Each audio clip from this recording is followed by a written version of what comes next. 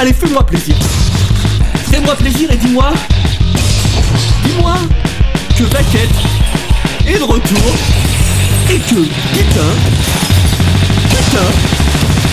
il est toujours pas content.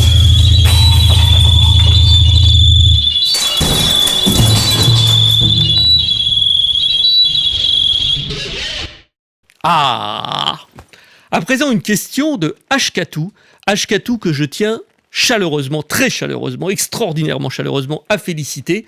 Et je pense que tu seras d'accord avec moi, car Hkatou est le seul, je dis bien le seul, qui a joué le jeu et qui ne nous a pas envoyé sa question comme les autres par écrit pour que je le lise bêtement là devant une caméra et un décor à la con, mais qui a joué le jeu et qui nous l'a envoyé lui-même en vidéo. Donc je le remercie et je le félicite très chaleureusement pour ça. La question d'Hkatou en vidéo. Magnéto Serge. Salut Vaquette, c'est Hkatou. Dis-moi, comment tu procèdes au niveau de la création, ton processus d'élaboration, les lieux, est-ce que tu y as été à ces lieux-là? Est-ce que le parler wesh wesh, comment tu connais vraiment des gens qui parlent autant wesh wesh que ça, ou comment tu le documentes? Voilà, tout ça. Et comment, voilà. Ça qui nous intéresse peut-être aussi. Comment tu chopes l'inspiration? Est-ce que tu écris plutôt le matin, le soir? Voilà. Et pour la peine, comme c'est peu ou prou la même question, je l'ajoute ici, comme ça tu répondras aux deux en même temps. La question de Cédric, 2 points. Dans Du champagne, un cadavre et des putes, tu décris avec précision plusieurs lieux comme le château de Boucard, Venise, la rue de l'appartement d'Alice en colloque avec Laurana Bourges, la zone industrielle de Saint-Éloi-les-Mines, la chapelle Sixtine, la mosquée cathédrale de Cordoue. Est-ce que tu es allé visiter ces lieux pour écrire ton livre? Alors déjà, je te félicite moi aussi, hein, pas seulement l'intervieweur, Vaquette aussi te félicite Hkatou pour la vidéo, tu es le seul à l'avoir fait et c'est bravo, voilà. Ensuite, je vais essayer de te répondre à tout. Est-ce que j'ai déjà rencontré des wesh wesh qui parlent comme ça dans la vie? La réponse est non. Mais là, je développe pas, je vais le développer dans la question juste après. Donc ça, je développe pas. Ensuite, d'où me vient l'inspiration? Pareil, je vais répondre dans les questions d'après, où je vais raconter toute l'histoire de l'écriture de ce bouquin. Donc forcément, d'où viendra l'inspiration? D'où est venu ce bouquin? Je le raconterai. Et ensuite, la troisième question, est-ce que tu écris plutôt le matin ou le soir? Alors, moi j'ai cru comprendre que les écrivains sérieux, professionnels, tout, genre prenaient le matin, genre 6h du matin, 10h du matin, ils écrivent 2h ou 4h, tous les matins. Il y en a même carrément, genre ils se lèvent à 5h, à 7h ils commencent leur journée de boulot avec un vrai boulot, le soir ils mangent des cocktails modins, ils se pieusent à minuit, mais il y en a des comme ça. Après, je pense à un type précis, faut voir ce qu'il écrit. Et puis à 5h du matin, il est devant sa table de travail, il écrit de 5 à 7. Alors moi, je suis pas capable du tout de faire ça. Et c'est même pas que je suis pas assez discipliné, c'est sans doute que je suis pas assez discipliné, hein, je veux bien, mais c'est surtout que moi je suis un diesel. Donc si je bosse 2 heures ou même 4 heures, je vais mettre à peu près 1 heure, 2 heures à me mettre dedans, des fois plus, et puis une fois que c'est lancé, alors là, faut pas m'arrêter. Voilà, donc moi, si à la fin arrivé à minuit, je crevais pas la dalle et je voulais pas les manger, je continuerais. Si je prenais de la coke et des amphétamines, je pourrais bosser 48 heures de suite et continuer mon truc. Ce serait exactement mon bon rythme. Plus ça avance, plus je suis productif. Et je suis bien là-dedans. Donc moi, mon rythme, c'est plutôt travailler à fond une journée, travailler à fond éventuellement une deuxième journée, troisième jour off parce que je vais faire du vélo ou je vais faire les courses, et puis etc. C'est alterner des jours où je travaille, des jours où je travaille pas. Et là-dessus, je vais raconter un truc sur Simon. Simon avait énormément de succès, donc il avait énormément d'argent, il vivait dans un château, et il avait une femme qui lui servait de majordome, elle s'occupait de tout. Et Simon disait, je tourne un peu autour de mes notes, ça aussi on y reviendra avec une citation de Houellebecq, je tourne un peu autour de mes personnages, mes notes, et puis à un moment je sens que le bouquin c'est prêt à l'écrire.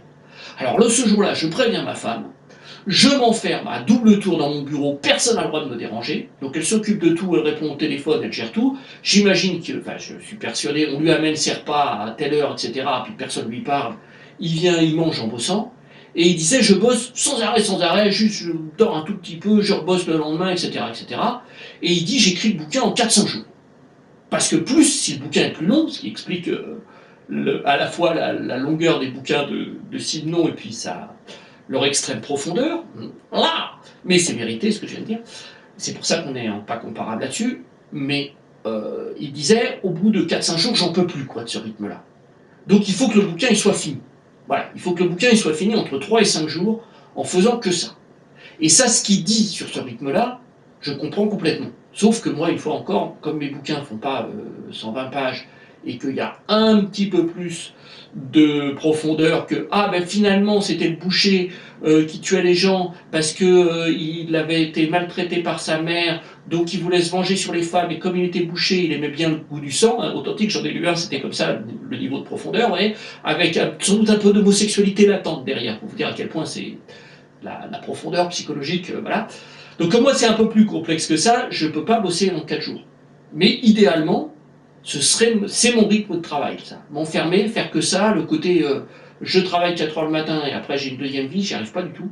Alors ensuite, il y a la question de comment tu te documentes et les lieux, tout ça. Alors il s'est trouvé que quand j'ai écrit mon premier roman, je tiens toujours à la fin, je pense qu'on se rend compte à la lecture, il n'y a aucune documentation préalable. Il n'y a pas de nom de ville, il n'y a pas de lieu, il n'y a rien. C'est du délire le plus complet. J'ai pas été regarder les armes nazies pour avoir des références de chars ou d'armes de poing ou je sais pas quoi. C'est n'importe quoi ce bouquin. Donc c'est le principe, c'est pas n'importe quoi parce que j'étais nul, c'est le principe délirant. Donc j'ai fait aucune recherche. Pour celui-là, pour des questions, je sais pas si j'ai raison ou si j'ai tort, mais en tout cas, bon, voilà, j'ai senti que j'avais besoin de beaucoup me documenter. Donc on reviendra sur la première partie, toute la partie bar à champagne et prostitution, ça qui était directement documenté puisque c'est venu de ça. Et à partir de là, j'avais besoin de ça, de me balader dans Bourges, de prendre des repérages, de savoir tel circuit, tel resto, tel... Voilà. Donc cette documentation, j'avais besoin. J'ai pris des photos, par exemple, du commissariat de police en planquant un peu, en me disant, si ça se trouve, ils vont me prendre pour un terroriste de photographier un commissariat de police. Et puis j'ai eu besoin aussi de me documenter sur comment on se mène une enquête de police. Alors là-dessus, je peux raconter une histoire piquante, puis je crois intéressante. J'avais contacté très très naïvement les services de presse de la police. J'aurais contacté, je leur dis voilà, j'écris un polar, je suis écrivain professionnel. J'ai plein de questions. Alors j'avais plein de questions. Comment se déroule une enquête est-ce que vous voulez y répondre? Et ces gens-là m'ont dit, genre on fait le mort, m'ont jamais répondu. Genre, on n'est pas là pour divulguer des secrets d'État, comment se déroule une enquête, tu parles, à des gens comme vous, des anarchistes. Parce que sinon, on le fait vachement bien aux gens de TF1 pour faire les séries bien racoleuses. Alors là, on leur donne toutes les infos qu'ils veulent, à condition qu'ils montrent la police sous un jour favorable. Mais avec moi, ils se sont méfiés. Donc là-dessus, je me suis rabattu sur un copain d'un copain avec qui je nageais, comme ça vous savez tout, et qui était instructeur à la gendarmerie, à l'école de gendarmerie, qui s'appelait l'adjudant Grenier, qui est mort depuis, et il est dans les dédicaces du bouquin. Et lui, pareil, donc on a été voir son chef à l'école de gendarmerie qui a fait non, il faut passer par moi, il faut demander une autorisation, qu'ils m'ont jamais accordé. Et lui a fait écoute, laisse tomber, on va se voir dans un café à l'extérieur, et puis ça reste entre nous.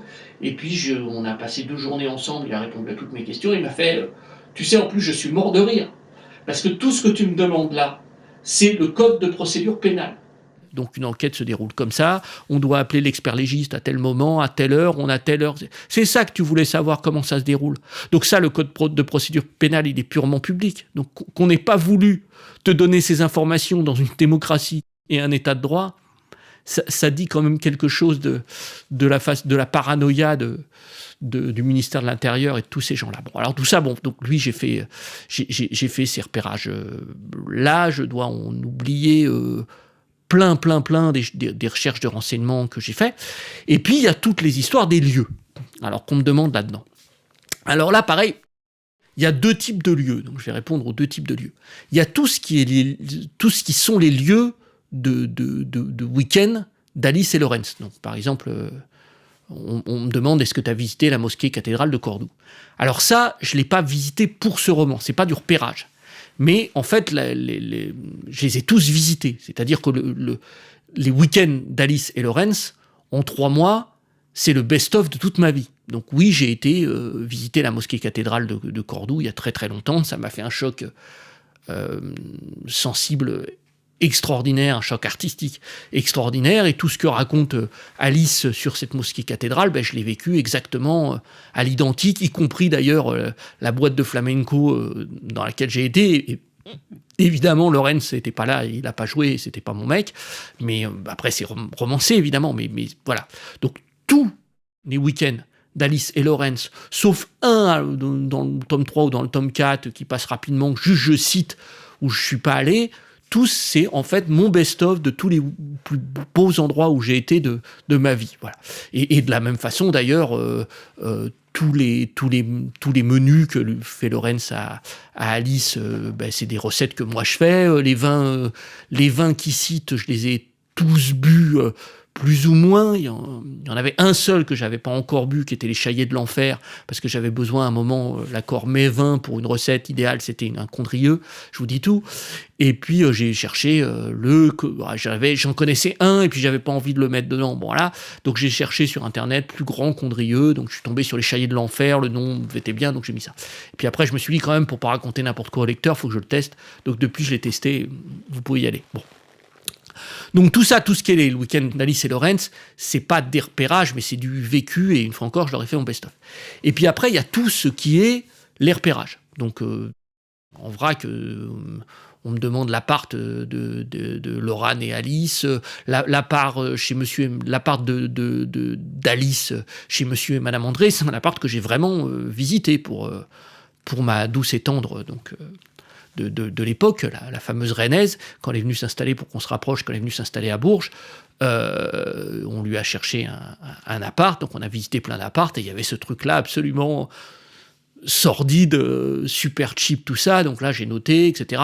Le coût des saloperies des agents immobiliers, argent loyer contre prestations sexuelles, ça, c'est par exemple, j'ai fait le tour des agents immobiliers de Paris, puis je suis arrivé, la gueule enfarinée, en disant, voilà, je suis auteur, je voudrais savoir un petit peu les crapuleries, les trucs un peu dégueulasses, etc. Et puis je tombe sur un type qui commence à me répondre, non, il n'y a rien, tout est bien, on est des gens vachement clean, tout ça. Puis j'essaie de lui expliquer, oui, mais je suis pas flic, vous voyez, je suis pas journaliste, c'est juste un roman, il y aura pas votre nom de ça. Et là, le mec commence à comprendre, et puis il se lâche, il fait, ouais, attendez, je vais tout vous raconter. Alors, il me raconte les pires saloperies, les logements insalubres, les ruses pour arnaquer les clients, c'est bon. C'est pour ça que j'ai pas mis son nom dans les remerciements. Je voudrais pas qu'il soit grillé, mais je le remercie chaleureusement, etc.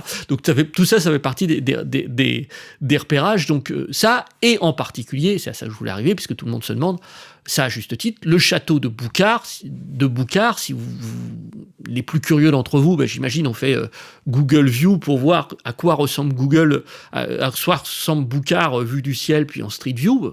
Vous pouvez vérifier, il ressemble exactement à ça. Alors ça, pareil. Ah, et puis après, il faut que je raconte un autre repérage. Il faut surtout pas que j'oublie, quoi. Vous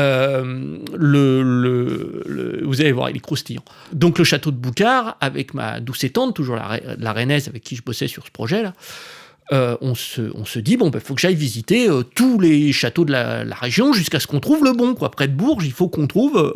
Donc c'était super par rapport à nous deux, ça nous donnait une occasion de travailler ensemble tout en faisant des visites et d'être ensemble. Bon, voilà. Donc on visite tous les châteaux de la région visitable, etc. Et puis, on tombe sur le château de Boucard avec une dame que je salue si elle tombe, une chance sur 1 milliard, mais tombe sur cette vidéo par un pur hasard, qui s'appelle Alexandra. Donc je me souviens, qui nous a fait, on avait pas de rond à ce moment-là, pas de rond sur nous, quoi. Puis on va faire la visite, alors elle nous dit, bon écoutez, normalement c'est payant, mais bon écoutez, je vous fais la visite, et puis vous m'enverrez un chèque, je vous fais confiance. Voilà, ça a été vraiment une super visite. Et puis et donc on visite Boucard. Et blanc, les tours rondes, etc. Et c'était exactement ça que je voulais pour mon roman, y compris l'intérieur. C'est-à-dire pas du tout l'intérieur comme il est, mais l'intérieur comme d'un coup je suis dedans et mon imagination et je vois comment Lorenz va l'adapter. C'est-à-dire je fais la visite, je vois ce qui est la vérité de la visite et je le réadapte. Je fais ouais mais Lorenz il va mettre ça là, il va mettre ça là, on mettra la cuisine, là Et alors je vais faire une digression parce que ça, c'est quelque chose, la façon dont Lorenz retape son château. Je crois que je vais en parler plus tard. Je dis ça plus tard parce qu'en fait les questions plus tard, comme j'ai eu un problème technique, ont été tournées avant. Voilà. Donc je sais un peu ce que je vais raconter sur les questions qui arrivent après. C'est miraculeux, je suis trop fort en fait. C'est une vision que j'ai eue. Je sais par avance ce que je vais raconter plus tard. Ouais, tu parles, j'ai juste merdé hier sur le truc. Le son était pourri, j'ai dû tout niquer. Bon, voilà, je digresse énormément. Je suis sûr que ça vous passionne. C'est passionnant. Bon, bien. Sinon vous zappez. De toute façon, vous allez voir Usul ou Sora. Là, running gag. Bon, ouf. Donc, je vais raconter ça. J'en étais où ? Oui.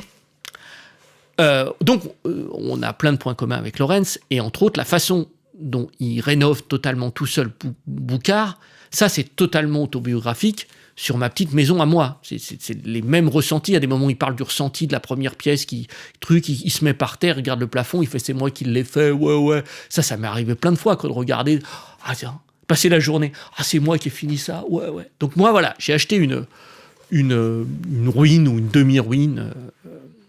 Alors pour ceux qui s'imaginent que je suis un gros enculé de propriétaire riche, j'ai acheté une demi-ruine ou une ruine à 100 000 francs, 15 000 euros, c'est pas une plaisanterie, c'est vrai, j'ai acheté une maison entière, pas en location, pas en leasing, à 15 000 euros, ça je sais. Ça vous fait rire, ça vous fait rêver, les Parisiens, vous avez raison. Et donc, c'est à ça que je voulais arriver.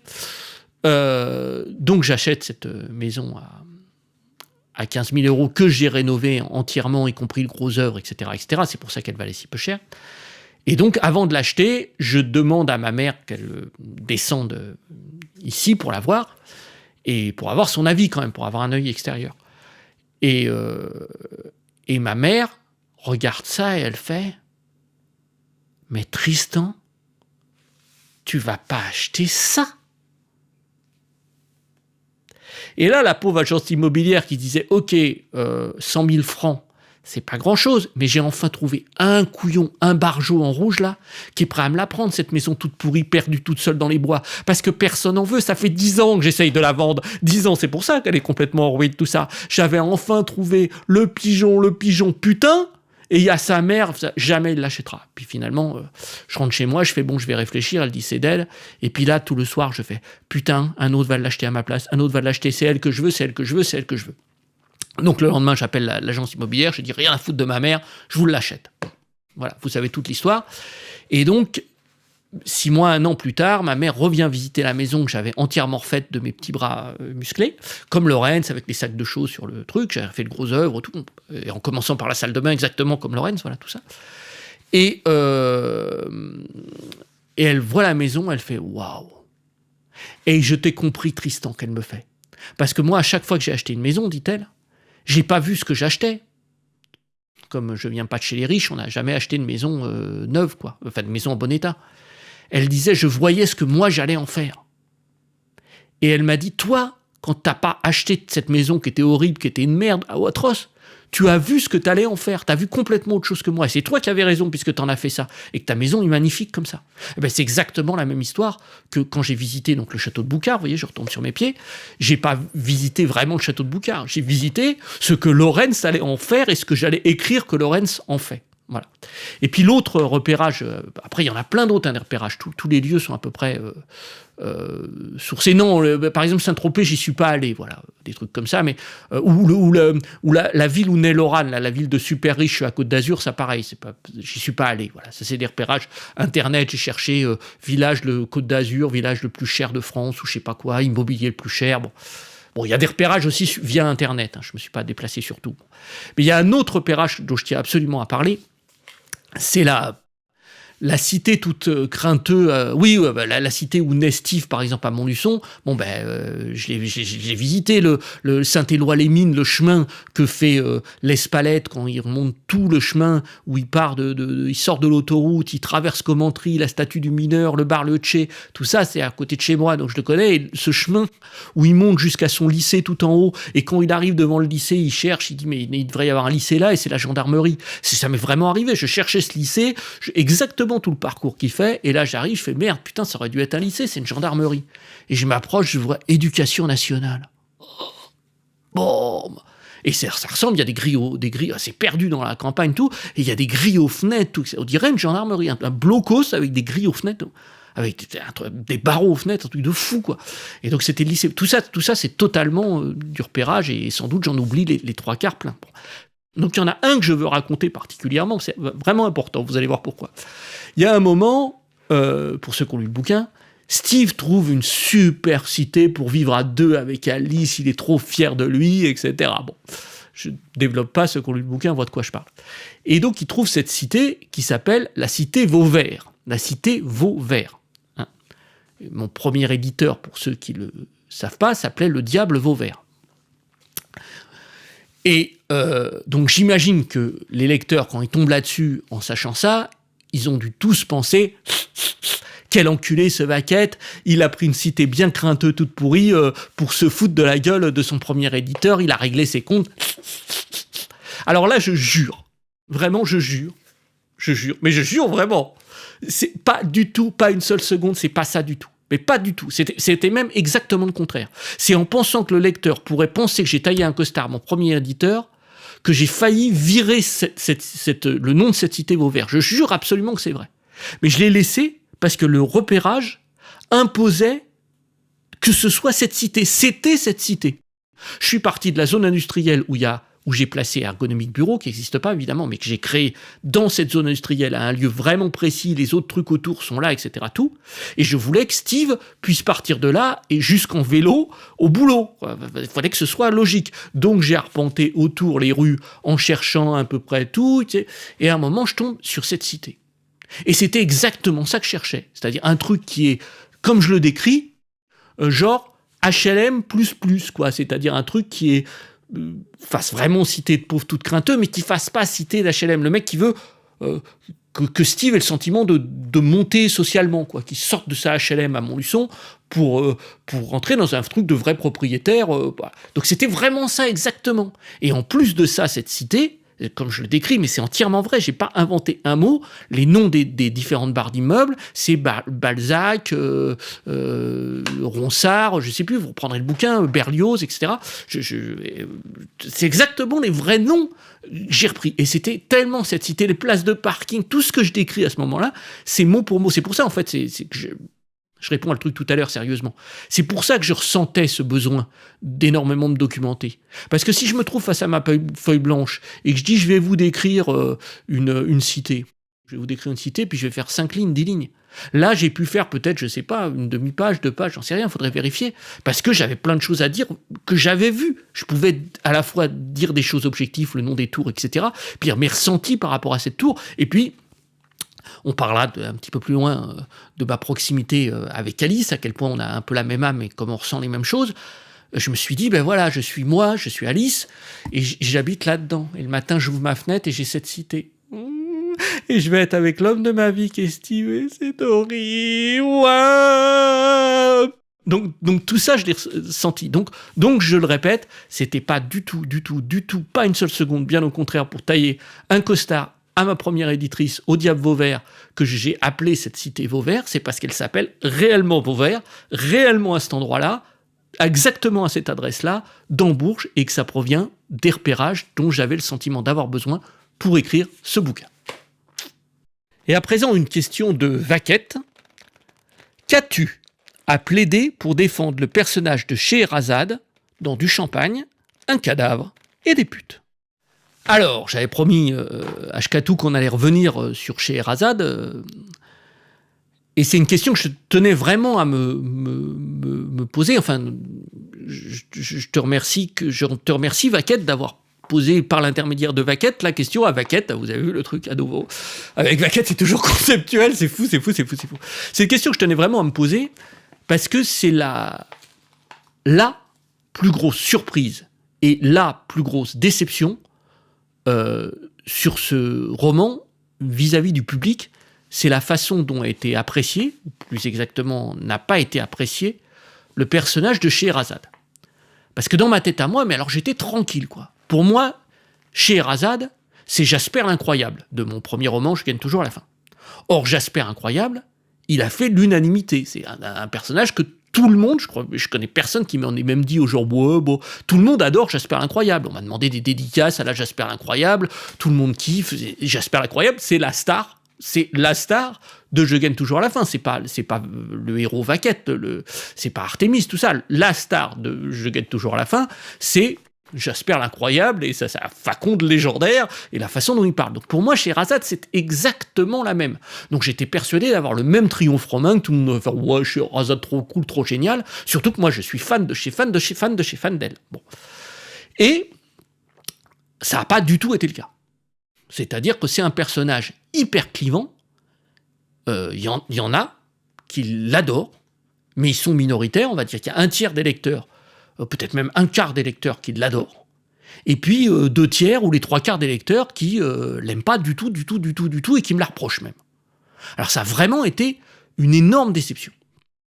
Donc c'est pour ça que je vais essayer ici de faire quand même son pro-domo. Et pour moi, tout naît, chez les gens qui ne l'aiment pas, d'une incompréhension, que je peux comprendre d'ailleurs.